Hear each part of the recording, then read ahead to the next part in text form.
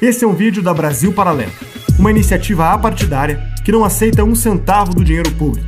Se quiser conhecer mais sobre o nosso trabalho, entre em nosso site e saiba como virar membro de um grupo comprometido com o Brasil.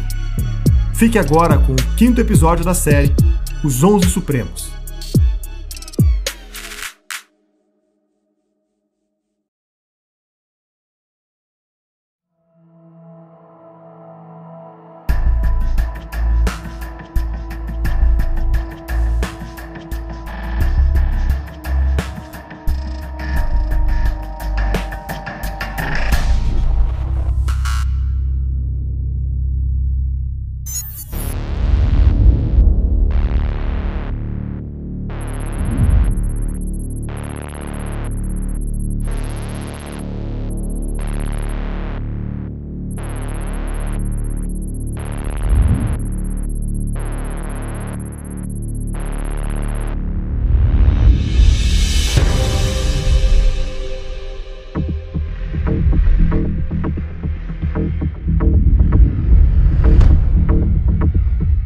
Carmen Lúcia completou o curso de Direito na PUC de Minas Gerais, onde tornou-se professora. Em 1983, foi aprovada em concurso para Procuradora do Estado e promovida para Procuradora-Geral. Permaneceu na função até ser indicada por Lula ao cargo no STF em 2006.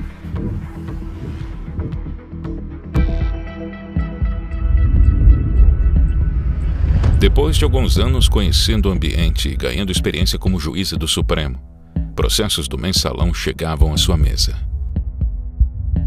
Com algumas prisões e muitas sentenças, os julgamentos atingiam seu clímax em 2012. Os olhos da nação estavam voltados para as notícias diárias sobre as condenações. O povo assistia ao vivo aos longos julgamentos, muitas vezes mal compreendidos em razão da linguagem complexa e dos jargões jurídicos. Me causa espécie, Vossa Excelência, se pronunciar pelo desmembramento do processo quando poderia tê-lo feito há 6 ou 8 meses. O Supremo Tribunal Federal retomou hoje o julgamento dos chamados embargos infringentes e a maioria dos ministros decidiu absolver do crime de formação de quadrilha réus do processo conhecido como mensalão. Em votação apertada, os ministros Luiz Roberto Barroso, Rosa Weber, Dias Toffoli, Ricardo Lewandowski, Teori Savvatsky e Carmen Lúcia decidiram pela absolvição dos réus. Segundo a interpretação desses ministros, apesar de os 8 terem cometido crimes em conjunto, não formaram uma associação criminosa com o objetivo específico de cometer crimes. Para que se caracterize a quadrilha, a meu ver, é preciso que haja a reunião dos elementos do tipo, ou seja, associa-se para a prática de crimes. O que nós tivemos neste caso comprovado? Que pessoas que chegaram a cargos de poder praticou um ato contrário à lei penal e por isso ele está respondendo no outro item da denúncia, no outro item do julgamento e não, portanto, acumulando-se esta como se tivesse chegado ao poder para este cometimento de crime. Foram inocentados o ex-ministro da Casa Civil, José Dirceu, o ex-tesoureiro do PT, Delúbio Soares, o ex-presidente do PT, José Genuíno, e outros 5 condenados no mensalão, entre eles, ex-dirigentes do Banco Rural e pessoas ligadas a Marcos Valério. As absolvições foram criticadas por outros ministros. Esta é uma tarde triste para esse Supremo Tribunal Federal, porque, com argumentos pífios, foi, como eu disse, jogada por terra, extirpada do mundo jurídico, uma decisão plenária sólida, extremamente bem fundamentada, que foi aquela tomada por esse plenário no segundo semestre de 2012. Em 2015, Carmen Lúcia deu voto decisivo em favor da prisão do senador Delcídio do Amaral, o então líder do governo de Dilma Rousseff na época de sua prisão. Foi a primeira vez na história do país em que um senador em exercício foi preso. Na leitura inflamada do voto, Carmen Lúcia fez analogias com o slogan de campanha do PT: a esperança venceu o medo. No momento em que a maioria de nós brasileiros acreditou no mote segundo o qual uma esperança tinha vencido o medo. Depois, deparamos com a ação penal 470 e descobrimos que o cinismo tinha vencido aquela esperança. Agora parece-se constatar que o escárnio venceu o cinismo. O crime não vencerá a justiça. Aviso aos navegantes dessas águas turvas de corrupção e das iniquidades: criminosos não passarão sobre a Constituição do Brasil. 27 de outubro de 2002. Se Deus quiser, esse dia entrará para a história do nosso país como o dia em que a esperança venceu.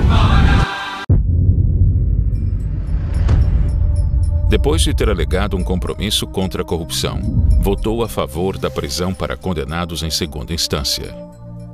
E em 2018, votou contra o habeas corpus para soltar Lula.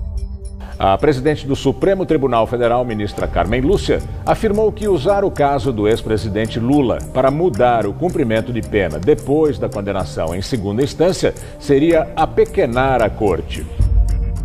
Depois de negar o pedido de Lula, a residência de Carmen Lúcia em Belo Horizonte foi vandalizada por um grupo de membros do MST.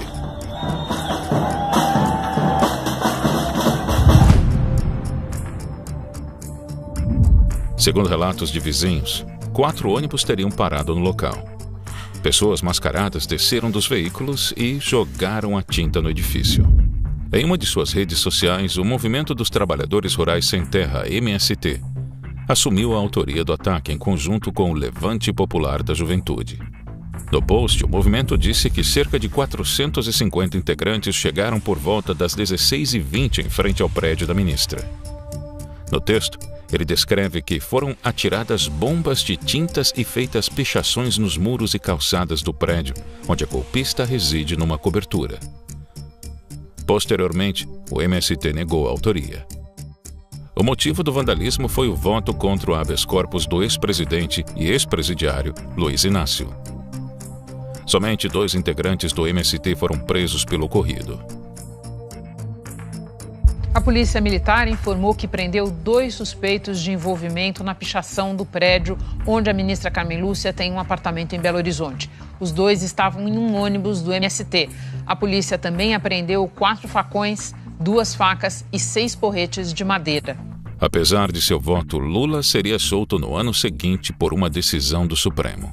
O ex-presidente Lula está saindo agora, depois da decisão do STF. Ele deixa agora a cela da carceragem da Polícia Federal em Curitiba. Decisão polêmica ontem à noite do Supremo Tribunal Federal, uma decisão inclusive apertada, desempate que foi feito pelo presidente do STF, o Dias Toffoli, que permitiu a soltura de presos após a condenação em segunda instância. A presidente do Supremo Tribunal Federal, ministra Carmen Lúcia, assumiu hoje a presidência da República. Ela vai ficar no cargo por pouco mais de 24 horas. Na questão dos inquéritos das fake news e dos supostos ataques ao Supremo Tribunal Federal, a ministra votou a favor da continuidade e expansão das investigações. Liberdade rima juridicamente com responsabilidade, mas não rima juridicamente com criminalidade, menos ainda com impunidade de atos criminosos ou que podem vir a ser investigados e sobre eles concluídos, cuidar-se de atos criminosos. A ministra Carmen Lúcia do Supremo Tribunal Federal votou contra a concessão de habeas corpus para o ministro da Educação, Abraham Weintraub, no inquérito das fake news. Weintraub passou a ser investigado no inquérito porque, na reunião ministerial do dia 22 de abril, disse, abre aspas, eu, por mim, botava esses vagabundos todos na cadeia, começando no STF. Fecha aspas. Começando no STF. Eu agradeço por ter sido convidada, professor Rodrigo, por um tema que me é tão caro como é o da liberdade de expressão. E no dia de hoje, 3 de maio, lamento a informação inicial que foi aqui trazida pelo Dr. Rodrigo, de ter havido agressão a jornalistas num dia tão significativo para a imprensa como é o dia de hoje. É inaceitável, é inexplicável que ainda tenhamos cidadãos que não entenderam que o papel de um profissional da imprensa é o papel que garante a cada um de nós poder ser livre.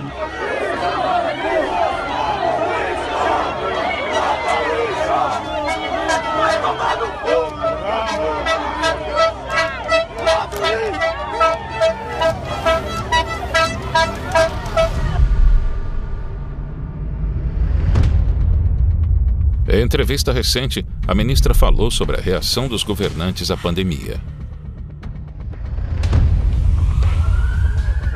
A ministra não citou qual governo estaria desgovernado, uma vez que o próprio STF já havia delegado poderes plenos para governadores e prefeitos tomarem medidas ostensivas durante a pandemia. Nos diferentes níveis da federação, nós temos governantes atuando de maneira quase contrária ao outro. Um diz que é para ficar em casa, o outro diz que pode sair, o outro diz que é para fechar o comércio. Imagine isso para os 210 milhões de habitantes que nós temos, a confusão e as consequências dramáticas que isso tem. Se o Fux quer ser um bom presidente do Supremo Tribunal Federal e respeitar, zelar pelo respeito ao equilíbrio entre os poderes, ele tem que ter uma conversa com a Carmen Lúcia amanhã. Porque a Carmen Lúcia está aí dizendo que é um desgoverno. Então, se o Fux quiser dar decência ao STF, ele tem que dar praticamente um cavalo de pau na Suprema Corte, começando por uma conversa com a Carmen Lúcia, perguntando se é isso mesmo que ela quis dizer, que há um desgoverno no país. Então, eles não respeitam um poder junto com o qual eles deveriam estar equilibrados.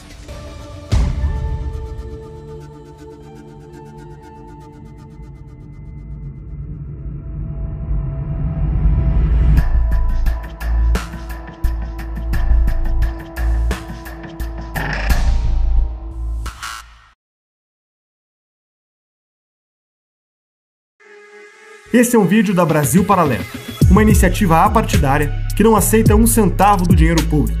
Se quiser conhecer mais sobre o nosso trabalho, entre em nosso site e saiba como virar membro de um grupo comprometido com o Brasil.